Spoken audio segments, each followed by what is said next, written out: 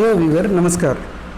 Geography class 11 chapter number 8 जिसका शीर्षक है वायुमंडल का संगठन तथा संरचना को आज इस वीडियो के माध्यम से हम लोग कंप्लीट करेंगे।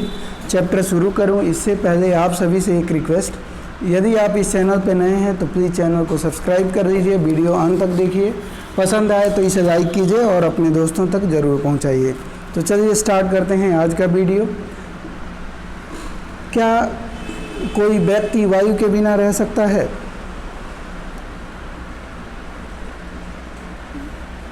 हम लोग दिन में 2-3 बार भोजन करते हैं तथा कई बार पानी पीते हैं, लेकिन सांस लगभग प्रत्येक सेकंड लेते रहते हैं। जीवित रहने के लिए वायु सभी जीवों के लिए आवश्यक है।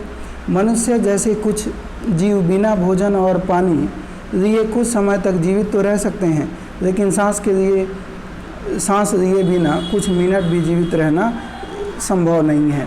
यही कारण है कि हमें वायुमंडल का विस्तृत ज्ञान होना चाहिए, ज्ञान होना जरूरी है। वायुमंडल विभिन्न प्रकार के गैसों का मिश्रण है और यह पृथ्वी को सभी ओर से ढके हुए है।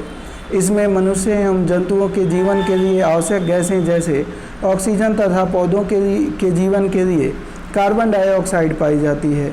वायु पृथ्वी के द्रव्यमान का अभिन्न भाग है तथा इसके कुल द्रव्यमान का 99% पृथ्वी की सतह से 32 किलोमीटर की ऊंचाई तक स्थित है।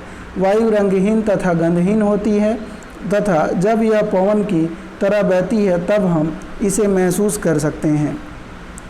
वायुमंडल का संगठन। वायुमंडल गैसों, जलवाष्प एवं धूल कणों से बना है।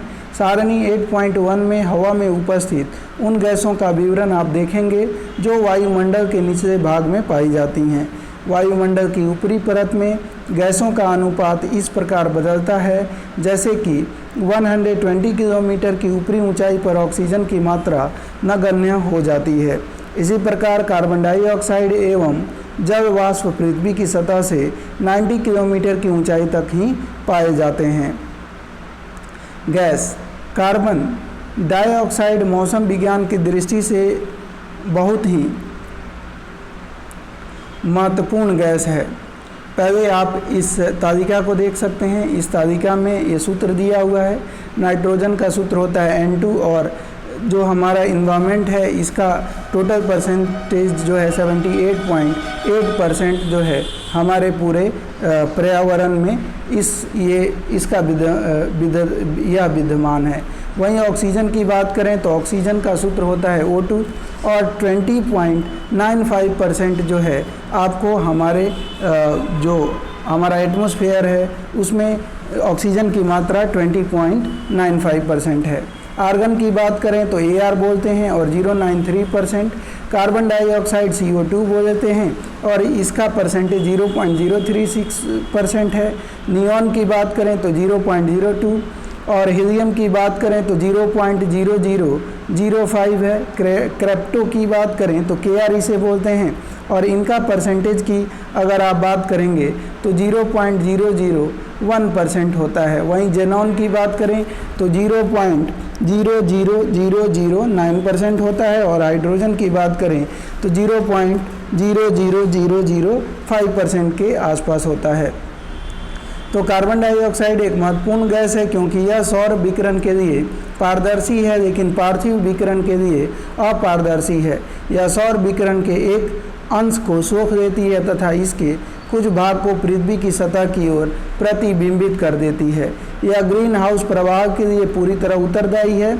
दूसरी गैसों का आयतन स्थिर है जबकि पिछले कुछ दशकों में मुख्यतः जीवाश्म ईंधन को जलाए जाने के कारण कार्बन डाइऑक्साइड के आयतन में लगातार वृद्धि दर्ज की जा रही है। इसने हवा के ताप को भी बढ़ा दिया है। ओजोन वायुमंडल का दूसरा महत्वपूर्ण घटक है जो कि पृथ्वी की सतह से 10 से 50 किलोमीटर की ऊंचाई के बीच पाया जाता है। यह एक फिल्टर की तरह कार्य करता है तथा सूर्य से निकलने वाली पराबैंगनी किरणों को अवशोषित कर उनको पृथ्वी की सतह पर पहुंचने से रोकता है। क्या आप कल्पना कर सकते हैं कि वायुमंडल में ओजोन की अनुपस्थिति से हमारे ऊपर क्या प्रभाव होगा? आपको कल्पना करनी भी चाहिए। जलवाष्प वायुमंडल में उपस्थित ऐसी परिवर्तनीय गैस है जो ऊंचाई के साथ घटती जाती है। गर्म तथा आर्द्र उष्णकटिबंध में यह हवा के आयतन का 4% होती है, जबकि ध्रुवों जैसे ठंडे तथा रेगिस्तानों जैसे शुष्क प्रदेशों में यह हवा के आयतन का 1% भाग से भी कम होती है। विषुवत वृत्त से ध्रुव की तरफ जलवाष्प की मात्रा कम होती जाती है। यह सूर्य से निकलने वाले ताप के कुछ भाग को अवशोषित करती है तथा पृथ्वी से निकलने वाले ताप को संग्रहित करती है। इस प्रकार यह कंबल की तरह कार्य करती है तथा पृथ्वी को न तो अधिक गर्म न ही अधिक ठंडा होने देती है। जलवाष्प वायु को स्थिर और अस्थिर होने में भी योगदान देती है। धूलकण वायुमंडल में छोटे छोटे ठोस कणों को भी रखने की क्षमता होती है। ये छोटे कण विभिन्न स्रोतों जैसे समुद्री नमक, महीन मिट्टी, धुएं की कालिमा, राख, पराग, धूल तथा उल्काओं के टूटे हुए कण से निकलते हैं। धूल कण प्रायः वायुमंडल के निचले भाग में मौजूद होते हैं, फिर भी संवहनीय वायु प्रवाह इन्हें काफ़ी ऊंचाई तक ले जा सकता है। धूल कणों का सबसे अधिक जमाव उपोष्ण और शीतोष्ण प्रदेशों में सूखी हवा के कारण होता है, जो विषुवत और ध्रुवीय प्रदेशों की तुलना में यहाँ अधिक मात्रा में होते हैं। धूल और नमक के कण आर्द्रता ग्राही केंद्र की तरह कार्य करते हैं, जिसके चारों ओर जलवाष्प संघनित होकर मेघों का निर्माण करते हैं। वायुमंडल की संरचना वायुमंडल अलग अलग घनत्व तथा तापमान वाली विभिन्न परतों का बना होता है।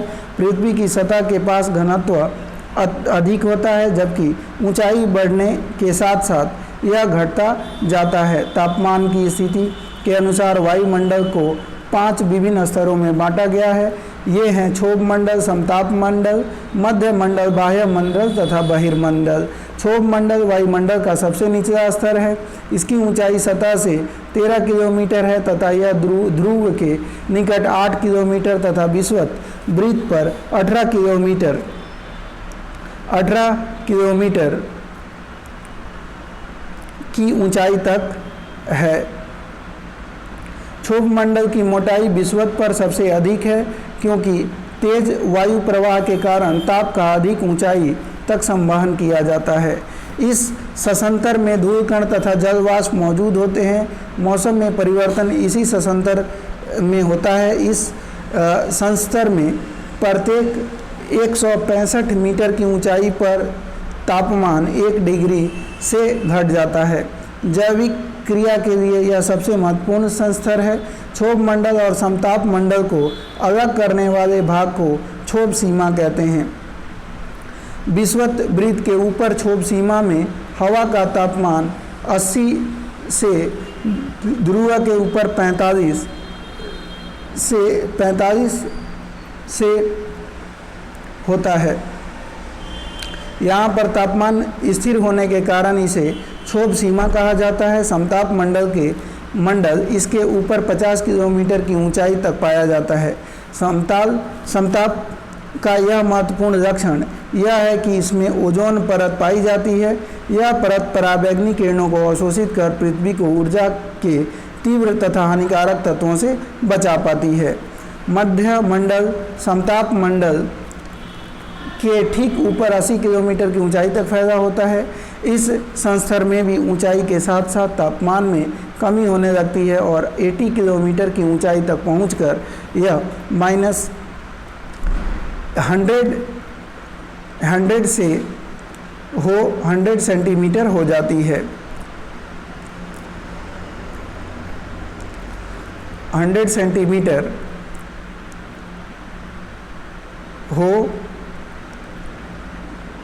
सेंटीमीटर हो जाती है। मध्य मंडल की ऊपरी परत को मध्य सीमा कहते हैं। आयन मंडल मध्य मंडल के ऊपर 80 से 400 किलोमीटर के बीच स्थित होता है। इसमें विद्युत आवेशित कण पाए जाते हैं, जिन्हें आयन कहते हैं तथा इसलिए इसे आयन मंडल के नाम से भी जाना जाता है। पृथ्वी के द्वारा भेजी गई रेडियो तरंगे इस संस्तर के द्वारा वापस पृथ्वी पर लौट आती हैं। यहाँ पर ऊंचाई बढ़ने के साथ ही तापमान में वृद्धि शुरू होती है। वायुमंडल का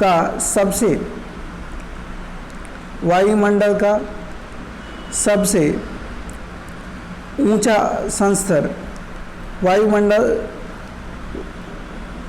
सबसे ऊपरी संस्तर जो बहिर्मंडल के ऊपर स्थित होता है उसे बहिर्मंडल कहते हैं। यह सबसे ऊंचा संस्तर है तथा इसके बारे में बहुत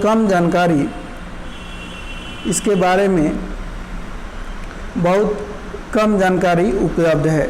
इस संस्तर में मौजूद सभी घटक विरल हैं जो धीरे धीरे बाहरी अंतरिक्ष में मिल जाते हैं।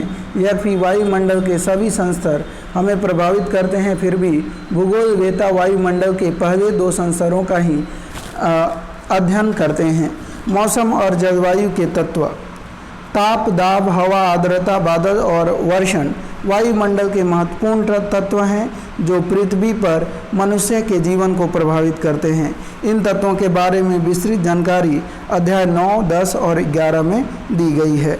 तो दोस्तों, ये वीडियो हमने ये चैप्टर कंप्लीट कर दिया है। छोटा सा चैप्टर था, तो उम्मीद है वीडियो पसंद आई होगी। वीडियो पसंद आया हो तो लाइक कर दीजिएगा। चैनल पे नए हैं तो चैनल को सब्सक्राइब कीजिए। धन्यवाद।